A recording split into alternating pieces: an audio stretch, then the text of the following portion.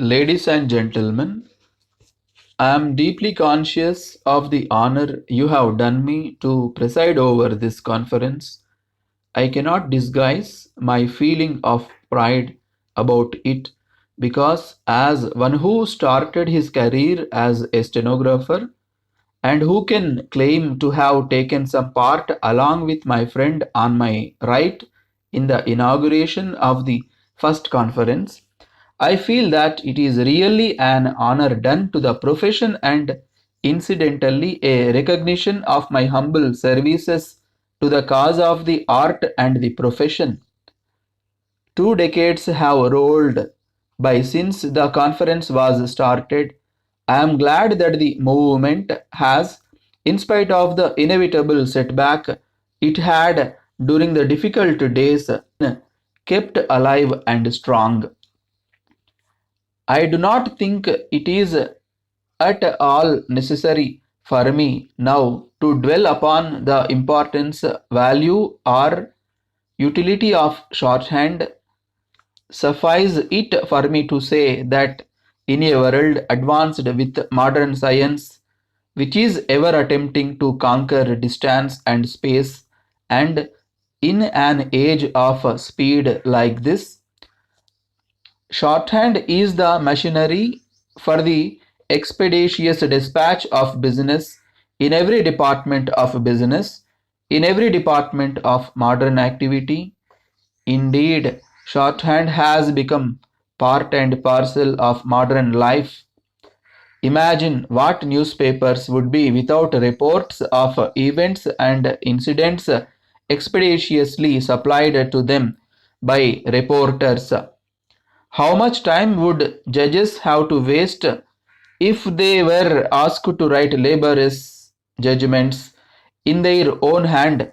Think of difficulty of a modern businessman would be in if he had to write his letters in his own hand. So the demand and scope for efficient stenographers are ever on the increase. The nature of work of a stenographer, though essentially the same, varies from department to department in the legislatures and local councils and committees. Verbatim reporting is the keynote and speeches have to be taken down as delivered and transcribed them and there. In the journalistic field today, owing to exigencies of a space, only condensed and descriptive reports are required in a court of law. Precision is the prime need, and in business houses, accurate and neat reports are wanted.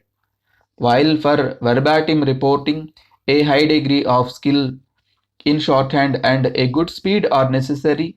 The preparation of condensed reports requires a capacity to discriminate between the essential and the non-essential and the ability to set out the background, and in regard to court reporting, a knowledge of law and its technicalities would be useful. In all these cases, it is not enough if a stenographer has a mere mastery of shorthand or even a good speed, which by themselves, of course, are by no means easy to achieve. He must have an all round general knowledge. He may today be called upon to report the address of a reputed politician, and tomorrow he may have to record the evidence of an expert witness in medicine. Unless a stenographer possesses at least an elementary knowledge of the subjects which he is called upon to report, he cannot do justice to his job and produce a sensible report which is always required of him. He must have ready resourcefulness and a keen understanding of the background of the events which he is called upon to report. Above all, the great need of a stenographer is a very high character. He is always the custodian of highly confidential information, and he must never deviate from the right path. You know how leakages of budget secrets a few hours before the publication of the budget have led to dangerous speculation In the share and money markets, a stenographer has almost always to work as the personal clerk or secretary or assistant by whatever name he may be called of an officer, and he has necessarily to adjust himself to the ways of his master, and he must therefore have a high degree of adjustability.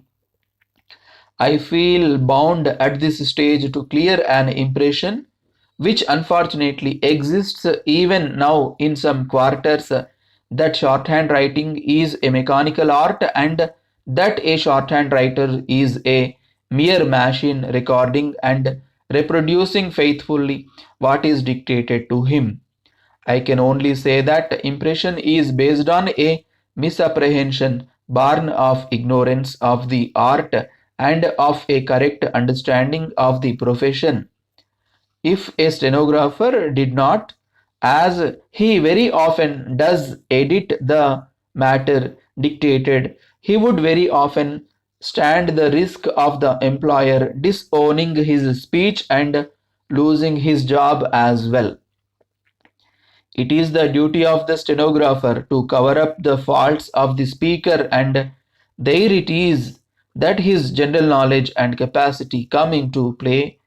If the touch of the stenographer were not needed, a dictaphone could easily replace him successfully, but I believe you all know that the dictaphone has been tried earlier and even recently, but has been a miserable failure. They should equip themselves for the profession and have a mastery of shorthand and a sound general knowledge and working hard. Thank you. Letter from Prarthana Home Appliances, number 5 oblique 1, second cross, 3rd Main Avenue Road, Bangalore. Dear sir, we acknowledge receipt of your parcel sent to us. As usual, before opening the box, we asked your local representative to remain present. On opening the box, it was found that out of 100 domestic grinders, 10 of them were broken.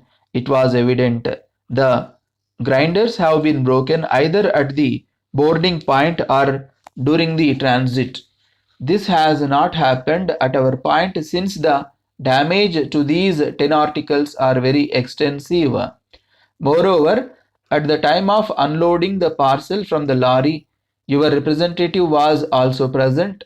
Therefore, we hope you will appreciate that in view of the contract entered into between us, that supplies will be made without damage at our doors.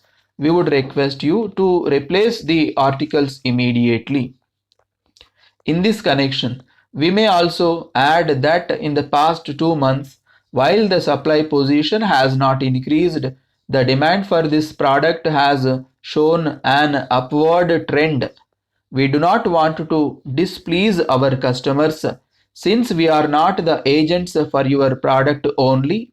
Therefore, we may not like to lose our customers because of the short supply of your product. As our business relation is a well established one for a number of years, and as our reputation has been maintained well with the public, we not only expect you to replace the articles which have been broken, but also dispatch another consignment of 100 more items within the next fortnight.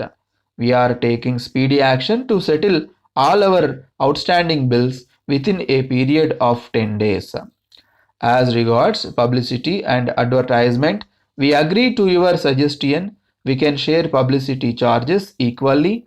We would, however, like you to let us see the advertisements before publication.